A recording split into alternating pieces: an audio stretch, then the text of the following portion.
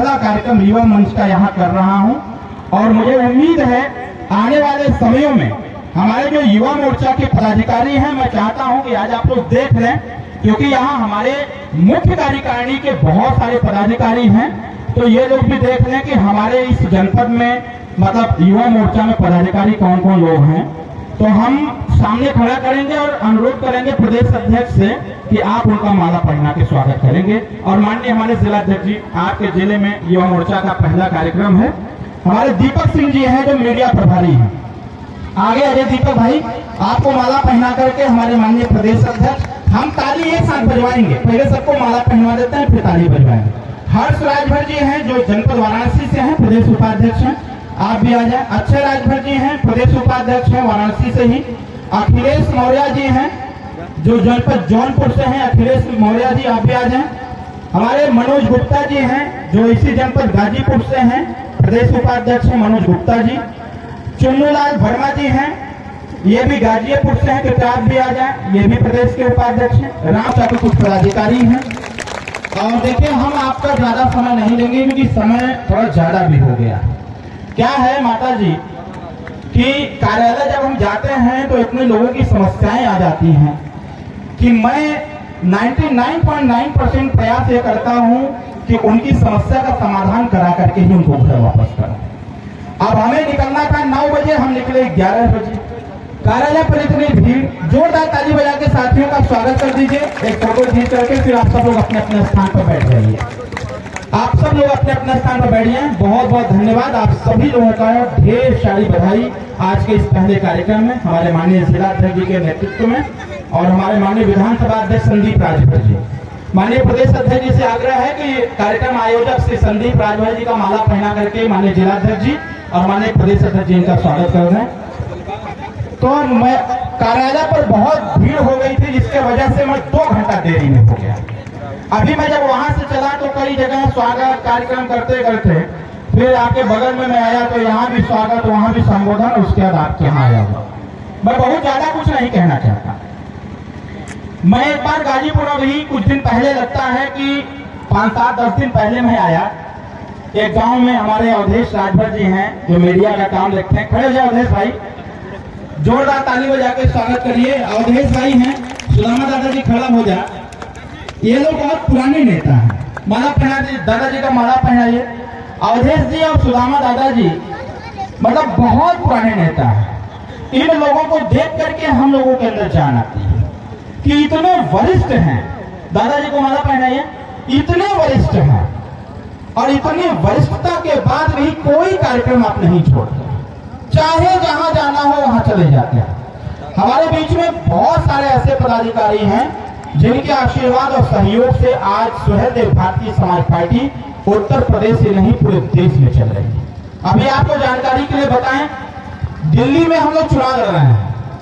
आज के 20 साल पहले जब कभी चर्चा होती थी, अभी हमारे माननीय प्रमुख जी ने कहा कि मेरा इस गांव से संबंध 19 साल से। मैं 20 साल पहले की बात कर रहा हूं। 20 साल पहले हम लोग जिस चीज को झेलते थे, 20 साल पहले कोई ये पूछता था कि इधर कहीं राजभर जी का गांव है तो कोई बताता नहीं। गांव छोड़िए, जाति का नाम लेने पर लोग यह समझते थे कि यह जाति कहां से आ गई। आप जरा सोचिए, आने वाले 2 तारीख को बसंत पंचमी का अवसर है। माता जी, मेरा यहाँ सबसे अनुरोध है, जैसे हम लोग पूजा करते हैं ना, हम लोग बताइए जोर से, हाँ या ना? सब लोग पूजा करते हैं ना? कितने लोग पूजा करते हैं? जरा हाथ उठाइए। तो मैं एक बात आपको बताऊं, जरा हाथ उठाइए। सब लोग करते हैं, मैं भी करता हूं। मैं रोज पूजा करता हूं और रोज मैं अपने दादी का और नवदुर्गा माता जी का और राजा सुहेलदेव जी का मैं रोज पूजा करता हूं। और जब भी पूजा करता हूं तो आप किसी भी फोटो में देखेंगे, जिस दिन मैं पूजा करता हूं उसे चंदन लगा कर मैं निकलता हूं। और जब क्षेत्र में निकल लेता हूं तो पूजा नहीं कर पाता, बस याद कर लेता हूं। जानते हैं क्या है? 2 तारीख को, 2 फरवरी को बसंत पंचमी है। कितने लोगों को पता है कि 2 तारीख को बसंत पंचमी है? जरा हाथ उठाइए। उस दिन सरस्वती माता जी की पूजा होती है ना। और 2 तारीख को राजा सुहेलदेव राजभर जी की जयंती है। कुछ पता है आप लोगों को? कितने लोगों को पता है? जरा हाथ उठाइए। तो राजा सुहेलदेव जी की जयंती नहीं पता है। माता जी, यही दुर्भाग्य का कारण है। इसीलिए आज समाज के प्रति लोग इच्छा जाहिर नहीं करते हैं कि इनको भी कुछ दिया जाए। आप जरा सोचिए, एक राजा सुहेलदेव राजभर इस देश में एक ऐसा महायुद्ध, घनघोर महायुद्ध लड़े थे कि जो महाभारत का इतिहास है, उस इतिहास महाभारत के युद्ध से बड़ा महायुद्ध राजा सुहेलदेव राजभर जी लड़े थे। जब इस देश में विदेशी आक्रांताओं के द्वारा जब इस देश की मां बहनों की इज्जत लूटी जा रही थी, छोटे छोटे बच्चे और बच्चियों का सर कलम किया जा रहा था, जब इस देश में राज्यों पर कब्जा किया जा रहा था, विदेशी आक्रांताओं का सीमा से विस्तार हो रहा था, तो उस समय जब इस देश के बड़े से बड़े प्रतापी राजा परास्त हो चुके थे, तो उस समय विदेशी आक्रांता का मुंहतोड़ जवाब देने का काम किसी ने किया था, तो उसका नाम चक्रवर्ती सम्राट राष्ट्रपति राजभर महाराज। 2 तारीख को सरस्वती पूजा है, सबको पता है, लेकिन 2 ही तारीख को राजा सुहेलदेव राजभर जी की जयंती है। हमको आपको जयंती भी मनाने की आवश्यकता है। हम तो आग्रह करेंगे माताओं आपसे, जहां आप पूजा पाठ करती हैं, अरे मत फोटो हो, लेकिन राजा सुहेलदेव राजभर जी को याद करके अगरबत्ती जरूर जलाइएगा, क्योंकि अगर आपके गांव में, आपके घर में जब फोटो होगा, तस्वीर होगी, तो आपकी आने वाली नस्लें भी पूछेंगी कि माता जी ये बताओ कि ये तो बाबा भोलेनाथ हैं, ये बजरंग बली है, ये दुर्गा माता है, लेकिन ये फोटो किसका है? जब आप बताएंगे कि ये फोटो चक्रवर्ती सम्राट राष्ट्रपति राजभर महाराजा सुहेलदेव राजभर का है, तो कोई भी आने वाले समयों में किसी भी राजभर समाज को भरवा कहते हुए नहीं पाया जाएगा। यह स्पष्ट रूप से कहना चाहता हूं। आज पूरे देश में, पूरे दुनिया में यह पीला गमछा लगा करके कोई कहीं चला जाए, इस पीले गमछे को देख करके लोग कहते हैं कि राजा सुहेलदेव राजभर जी और ओम प्रकाश राजभर जी की पार्टी। माताओं, हमारे वरिष्ठ कार्यकर्ता साथी, हमारे युवा साथी, आगे जो भी लड़ाई है वो हमारे आपके कंधे पर है। इस मंच पर हमारे पार्टी के बहुत पदाधिकारी बैठे हुए हैं। ये एक छोटी सी झांकी है, और जिस दिन गाजीपुर में युवा मोर्चा का एक्चुअल में कार्यक्रम होगा तैयारी के साथ, उस दिन एक नजीर पेश करेगा, उत्तर प्रदेश में दिखाने का काम किया जाएगा कि अभी तो महिलाओं ने कहा, बड़े बुजुर्गों ने कहा, अब इस पार्टी को सत्ता शासन में ले जाने के लिए युवाओं ने भी लड़ाई ले लिया है। जिस दिन युवा लड़ाई लेगा, जिस दिन युवा अपनी जमात इकट्ठा करेगा और जिस दिन अपने घर से निकलेगा, उस दिन माहौल बदलते देर नहीं लगेगा, क्योंकि इस देश की आजादी की शुरुआत उसी दिन हो गई थी जिस दिन इस देश में गरम दल की स्थापना हो गई थी। गरम दल मतलब यह महात्मा गांधी जी के नेतृत्व में जब बातचीत चालू हुई 1905 में, तो सबसे पहले आपस में ही मार झगड़ा करने का लोगों ने काम किया। 2 दल बने, एक नरम दल, एक गरम दल।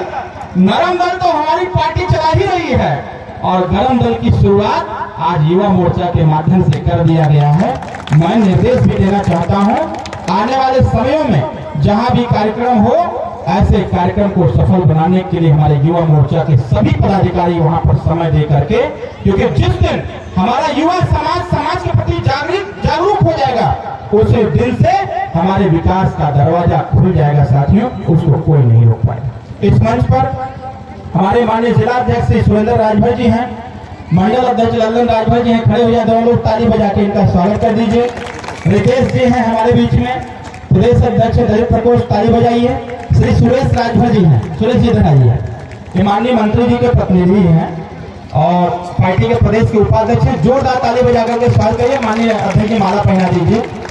सुरेश जी हैं माननीय बाबू जी के प्रतिनिधि हैं, जो भी समस्याएं, काम धंधा, ये सारी चीजें ये देखते हैं। और सुरेश जी, एक आपसे अनुरोध भी हमारा होगा, जिस रास्ते से हम आए हैं, इस गांव की डिमांड भी है कि इस रास्ते पर लिखन पढ़न हो जाए, तो बाबू जी के पैड पर इस रास्ते को लिख दीजिएगा और उसको परसू करने का काम किया जाएगा सरकारी पैसे से। अगर यह काम हो जाता है तो अच्छी बात क्या होगी, आप इसको प्लीज प्रोसीड करिएगा। हमारे बीच में श्री डॉक्टर रामजी राजभर जी हैं, ये बैठे हुए हैं, ताली बजा के इनका स्वागत कर दीजिए। हमारे बीच में सरोज राजभर जी बहुत पुराने नेता हैं, ताली बजा के इनका भी स्वागत कर दीजिए। दिनेश राजभर जी हैं, दिनेश भैया बहुत पुराने नेता हैं, यह भी जोरदार ताली बजा के, ताली नहीं बज रही है, ताली क्या मतलब नौजवान साथी पीछे हम लोग खड़े हुए यहाँ। हमारे बीच में छोटेलाल राजभर जी हैं, बाबूजी के प्यारे थे, पहले नई पार्टी के प्रदेश उपाध्यक्ष हैं, बहुत ही वरिष्ठ नेता हैं। ये बाबूजी को मोटरसाइकिल से लेके टहले हुए हैं। आप जरा सोचिए कि ऐसे ऐसे लोगों ने इस राजभर के नाम को आगे बढ़ाया है, राजा सुहेलदेव राजभर के नाम को। अरे मैं पढ़ने जाता था, मेरे गांव से मेरा स्कूल 2 किलोमीटर की दूरी पर था। मेरे गांव के बगल का गांव का नाम सहमलपुर था, उस स्कूल का नाम था प्राइमरी पाठशाला सहमलपुर। जब मैं अपना दाखिला करवाने गया तो प्रिंसिपल साहब यादव जी थे, बैजनाथ यादव नाम था। उन्होंने जब हमारा परिचय पूछा, तुम्हारा क्या नाम है, जब मैं बताया कि मेरा नाम अरविंद राजभर है, तो वो हमसे पूछे कि अरविंद राजभर कौन होता है जी। एडमिशन मैंने नहीं लिया, हमको नहीं लूंगा एडमिशन, और अपने चाचा जी के साथ गया था, मैं वापस आ गया। 2 दिन बाद बाबूजी आए, पूछे क्या हुआ, एडमिशन हो गया।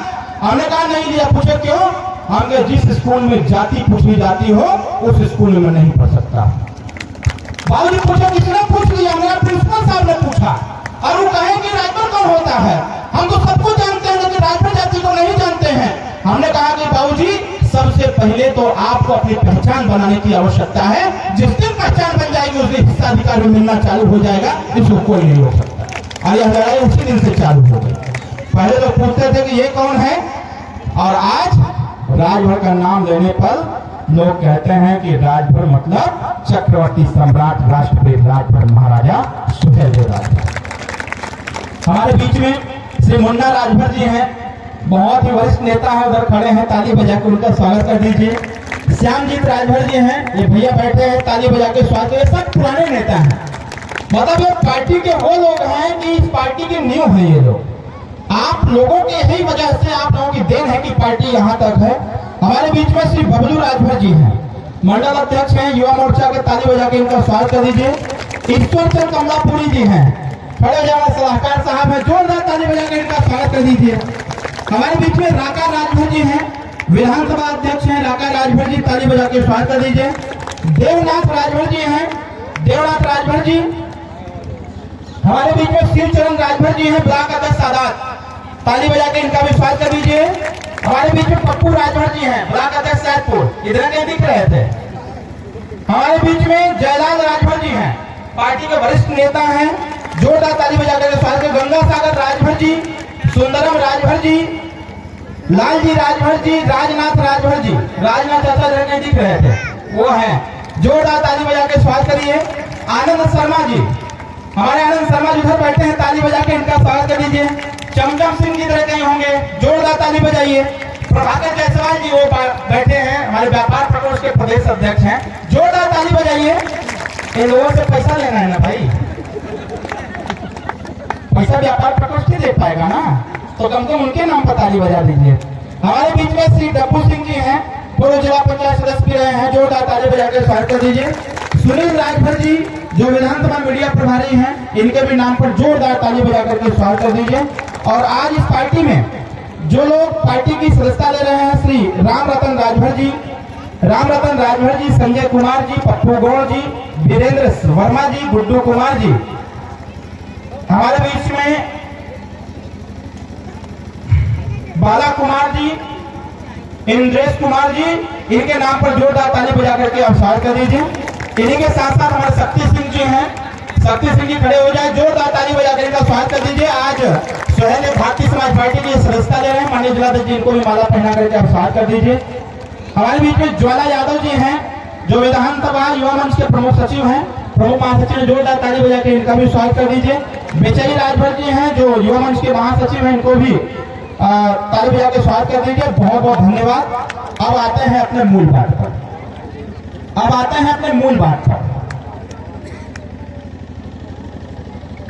संजय कुमार जी कहाँ हैं? संजय कुमार जी जो हमारे अंशी प्रकोष्ठ के प्रदेश उपाध्यक्ष के पद की घोषणा भी इनकी हो रही है, जोरदार ताली बजा करके स्वागत करिए। ये कोचिंग भी चलाते हैं फ्री वाला, बैठिए। ये हो गया स्वागत का कार्यक्रम खत्म। अब आते हैं मूल बात पर। समय हो गया है ज्यादा। अभी माननीय नेताजी ने एक जीरो पॉवर्टी स्कीम लागू किया है। जीरो पॉवर्टी मतलब यह कि मंत्री जी ने कहा कि एक ऐसी स्कीम हम देंगे जिससे कि जिसके पास आवास नहीं हो पाया है उसको आवास मिल गया। जैसे क्या हुआ कि 2-3 फीट अगर ईंटे की दीवार लगा लिया और उसका मिट्टी रख करके करकट रख दिया तो अधिकारी लोग कहते हैं कि अभी आवास का पात्र ये नहीं है। अगर कोई ईंटा लगा करके मड़ई रख दिया है तो कहते हैं कि इनको आवास नहीं देना है। तो इस प्रकार की समस्याएं हम लोग पूरे प्रदेश में जब घूमे और जब माननीय नेताजी को पंचायती राज मंत्री बनाया गया तो हम सब लोगों ने जब अध्ययन किया तो यह पता चला कि महात्मा गांधी जी और डॉक्टर बी.आर. अम्बेडकर साहब कहा करते थे कि सरकारें जब आवे तो कोई ऐसी स्कीम लागू करे जिससे कि सभी गरीबों का सर्वांगीण विकास होता। ये जो आज हम लोग जीरो पॉवर्टी स्कीम लागू किए हैं यह स्कीम आज की नहीं है, यह डॉक्टर बी.आर. अम्बेडकर साहब की शुरुआत थी। उनका सपना हुआ देखा हुआ था और उस सपने को किसी ने पूरा करने का काम किया तो उसका नाम ओम प्रकाश राजभर।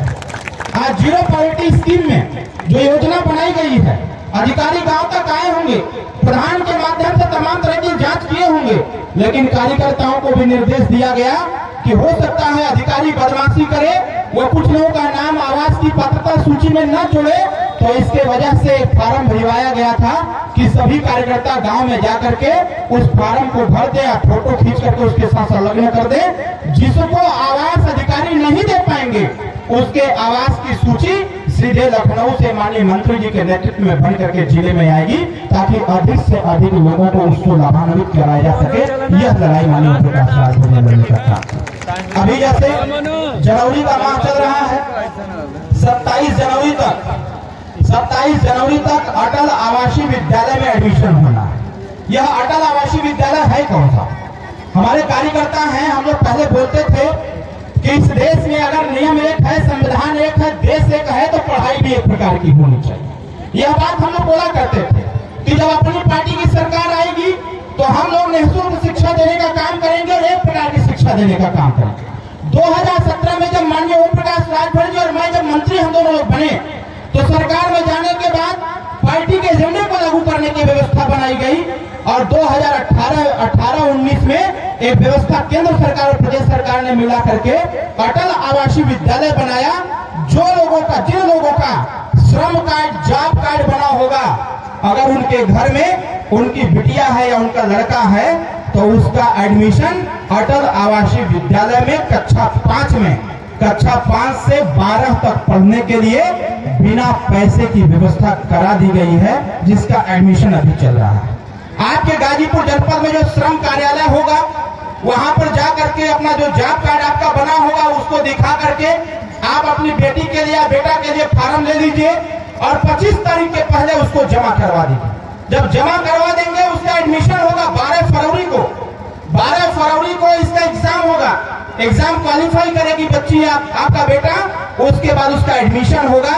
जिस प्रकार की पढ़ाई कॉन्वेंट विद्यालय में होता है उसी प्रकार की पढ़ाई अटल आवासीय विद्यालय में होने का काम हो रहा है। साथियों, मैं इस चीज को इसलिए कह रहा हूं क्योंकि हमारे ससुर जी जो कभी बीएसए रहे, डिवाइस के पद पर रहे, विशेष सचिव बेसिक शिक्षा से रिटायर हुए, वो इस समय बस्ती के अटल आवासीय विद्यालय में प्रिंसिपल है।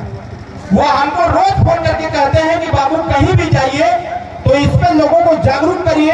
अगर अधिक से अधिक बच्चे हमारे पढ़ने लगेंगे तो बिना पैसे में उनको अच्छी शिक्षा मिलने लगेगी। और अटल आवासीय विद्यालय में कोई गांव का अध्यापक नहीं पढ़ाएगा। अटल आवासीय विद्यालय में जितने retired IAS, retired IPS, retired PCS, केंद्रीय विद्यालय के प्रिंसिपल, सैनिक विद्यालय के प्रिंसिपल या कोई आर्मी से रिटायर्ड अधिकारी है, ऐसे लोग उसमें पढ़ाने का काम कर रहे हैं। इसलिए मैं इस चीज को पार्टी ने लेकर के अगर यह देने का काम किया है तो इसको आप सब लोगों को फॉलो करने की आवश्यकता है। और इसके साथ साथ जो हमारे युवा साथी बेरोजगारी चरम सीमा पर, यह बात विपक्ष भी कह रहा है, इसका समाधान क्या? इसका समाधान जब इस बार माननीय मंत्री ओम प्रकाश राजभर जी बने हैं तो आज की कैबिनेट से पास हुआ कि जितने भी बेरोजगार युवा हैं कक्षा 8 पास हो और 40 साल की अवस्था से कम हो, ऐसे लोगों को उत्तर प्रदेश का कोई भी बैंक हो, सरकार के माध्यम से निर्देश है कि वह बैंक किसी भी बेरोजगार युवा को 5 लाख रुपए का लोन बिना गारंटी के और बिना ब्याज का सरकार दिलाने का काम कर रही है। 5 लाख रुपया युवा लेगा और लेकर के अपना रोजगार करेगा, वह कहीं मड़ई में बैठ करके ताश खेलने का काम नहीं करेगा। साथियों, अभी आपने देखा होगा कुछ दिन पहले 31 दिसंबर 2024 को मैं माननीय प्रधानमंत्री जी के यहाँ गया था। कितने लोगों ने फोटो देखा था प्रधानमंत्री जी के साथ? मैं प्रधानमंत्री जी से 7 मिनट का समय मिला था, मात्र 7 मिनट का। लेकिन जब बातचीत होने लगी तो वह 7 मिनट की बैठक 1 घंटे में बदल गई। और ये सारी बात हमने कहा सर से, हमने कहा कि सर उत्तर प्रदेश की स्थिति, हमारे जो युवा लोग हैं वो बेरोजगार हैं और यह युवाओं की संख्या पूरे देश में लगभग 63% हो गई, जिसमें से सबसे ज्यादा संख्या उत्तर प्रदेश और बिहार की है। अगर इनको नहीं रोका गया, इनको रोजगार नहीं दिया गया, इनकी व्यवस्थाएं नहीं बनाई गई तो आने वाले समयों में क्रांति का रूप पकड़ेगा, फिर उसको हम लोग कंट्रोल नहीं कर पाएंगे। उन्होंने पूछा क्या किया जाए, क्योंकि हम पूरा लिस्ट बना के लेके गए थे, ड्राफ्टिंग करके लेकर के गए थे। और जब बातचीत चालू हुआ, हमने कहा कि सर जब मैं मंत्री था लघु उद्योग विभाग का, तो उसी समय हमने तय किया था 1 डिस्ट्रिक्ट 1 प्रोडक्ट की बात, जो वर्तमान में माननीय मुख्यमंत्री जी ने कहा कि एक जिले में 1 प्रोडक्ट बनेगा। उसी चीज को हम और नीचे तक लेके गए थे कि एक डिस्ट्रिक्ट में 1 प्रोडक्ट बनेगा, तो जिले पर नहीं बल्कि ब्लॉक स्तर पर लघु और कुटीर उद्योग को स्थापित करते हुए, अगर यहाँ का नौजवान गुजरात, महाराष्ट्र, पंजाब की फैक्ट्री चला सकता है तो उत्तर प्रदेश सरकार व्यवस्था दे, हमारे यहाँ का नौजवान यही पर रोजगार करेगा, वह गुजरात, महाराष्ट्र जाने का काम नहीं करेगा। माननीय प्रधानमंत्री जी ने कहा कैसे होगा? हमने कहा सर सरकार आपकी है, व्यवस्था है आपके पास, पैसा है आपके पास, बस इसको लागू करने की आवश्यकता। आप जरा कल्पना करिए, अगर यहाँ व्यवस्थाएं प्रोवाइड कराई जाए, जो फैक्ट्री गुजरात में लगी है अगर वही फैक्ट्री उत्तर प्रदेश के पूर्वांचल में लगना चालू हो जाए, तो फिर हमारे प्रदेश का, पूर्वांचल का नौजवान बाहर काहे के लिए जाएगा। इसलिए साथियों, यह लड़ाई बहुत बड़ी है। आने वाले समयों में जैसे आपके घर की बेटियां हैं, बच्चियां हैं, सबसे बड़ा बोझ बेटियों को इस समाज में समझा जाता है। और हम लोगों ने जो लड़ाई लड़ने का काम किया है, 33% आरक्षण आने वाले समयों में राजनीति में भी मिलेगा, नौकरियों में भी मिलेगा। इसलिए माताओं, हमारा यह आग्रह है कि बच्चियों को जरूर पढ़ाने का काम करिए। एक व्यवस्था और लागू कराने हम लोग जा रहे हैं, जिसके भी घर की बेटी पैदा होगी उस बेटी के नाम से 5 लाख रुपए का सिक्योरिटी एक लोन वो होगा, इंश्योरेंस होगा। 5 लाख रुपए का इंश्योरेंस दिया जाएगा। इसके साथ साथ यह भी तय किया जा रहा है, जो पार्टी के एजेंडे में है, कि उत्तर प्रदेश में लड़कियों को पढ़ने के लिए कक्षा 1 से लेकर के वो जितना पढ़ना चाहती है उसके पढ़ाई का सारा खर्चा उत्तर प्रदेश की सरकार देने का काम करेगी। इस प्रकार की व्यवस्था बनाने का काम करेगी। ये जो दारूबंदी वाली बात हम लोग कर रहे हैं, दारू बंद होना चाहिए ना। कितने लोग चाहते हैं कि दारू बंद हो जाए? जरा हाथ उठाएं। हम सब लोग चाहते हैं कि दारू बंद हो। आपको बताएं, एक साल दारू उत्पादन में 23,000 करोड़ रुपया लगाया जाता है। एक बार मैं एक जगह भाषण दे रहा था, किसी सज्जन ने कहा कि जिसको दारू नहीं मिलेगा, जो पी रहा होगा वो मर जाएगा। हमने कहा सही कह रहे हैं। कोरोना काल आया था, लॉकडाउन लग गया था। लॉकडाउन में 7 महीना दारू की दुकान बंद रही। दारू की दुकान छोड़िए, किसी सड़क पर कोई साइकिल से नहीं, पैदल नहीं टहल सकता था। पुलिस वाले लेके लाठी उड़ा देते थे। अगर कोई कहीं जाता था तो उसको तुरंत कोरोना साबित करा करके उसको क्वारंटीन कर दिया जाता। चलो तुम अब अंदर जाओ, तुमको घर जाने की आवश्यकता नहीं है। आप जरा सोचिए, हमसे लोगों ने प्रश्न किया कि अगर इसको दारू नहीं मिलेगा तो मर जाएगा। हमने कहा कि पूरे लॉकडाउन के दरमियान क्या किसी न्यूज चैनल पर या किसी पेपर में या सोशल मीडिया में कहीं पर यह मिला कि व्यक्ति दारू न पीने से मर गया? बल्कि हर न्यूज चैनल पर यह दिखा कि ऑक्सीजन न मिलने से व्यक्ति मर गया, सही ट्रीटमेंट न मिलने से व्यक्ति मर गया, दवाई न मिलने से व्यक्ति मर गया और सही समय पर अस्पताल न पहुंचने से व्यक्ति मर गया। कहीं पर यह नहीं मिला कि उत्तर प्रदेश में दारू न पीने से व्यक्ति मर गया। बल्कि जब लॉकडाउन नहीं लगा था तो मुझे याद है, मेरे बनारस का सोनपुर 250 लोग दारू पीने से मर गए थे। कुशीनगर जनपद में 150 लोग मर गए थे। आजमगढ़ में लगभग 58 लोग मरे थे। अंबेडकर नगर में 36 लोग मरे थे। जनपद बलिया के बैरिया में 49 लोग मरे थे। आपके इसी गाजीपुर में 9 लोग मरे थे दारू पीने से। इसी बात को हम लोगों ने कहा और इसलिए हमने तय तय किया कि उत्तर प्रदेश में जो 23,000 करोड़ दारू पर लगाया जाता है, ये दारू बंद करा करके 23,000 करोड़ रुपए का प्रयोग बच्चियों की पढ़ाई पर लगाया जाएगा और नौजवानों को रोजगार पर लगाया जाएगा, ताकि प्रदेश का और प्रदेश प्रगति के रास्ते पर। इसलिए साथियों, मैं बहुत ज्यादा कुछ नहीं कहते हुए, आप लंबे समय से यहाँ बैठे हैं, आप सब लोगों को बहुत बहुत बधाई देते हुए और गायक साथियों को धन्यवाद देते हुए, पत्रकार भाइयों को धन्यवाद देते हुए, मैं सभी उपस्थित कार्यकर्ताओं को धन्यवाद देते हुए, कार्यक्रम के आयोजक साथियों को बहुत बहुत धन्यवाद देते हुए मैं अपनी वाणी को विराम देता हूं।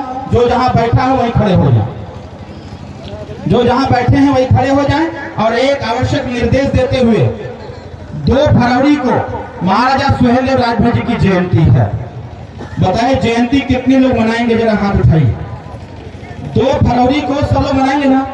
देखिए हाथ नीचे करें। 10 जून को विजय दिवस है और 3 साल से, जब पिछला तीसरा साल था तो हमने कहा कि बाबूजी विजय दिवस का कार्यक्रम थोड़ा सा बदलने की आवश्यकता है। बाबूजी ने पूछा क्या किया जाए। हमने कहा कि जब भगवान राम रावण का वध करके जब अयोध्या आए थे तो उनका स्वागत लोगों ने किस चीज से किया था? दिया जला के किया था।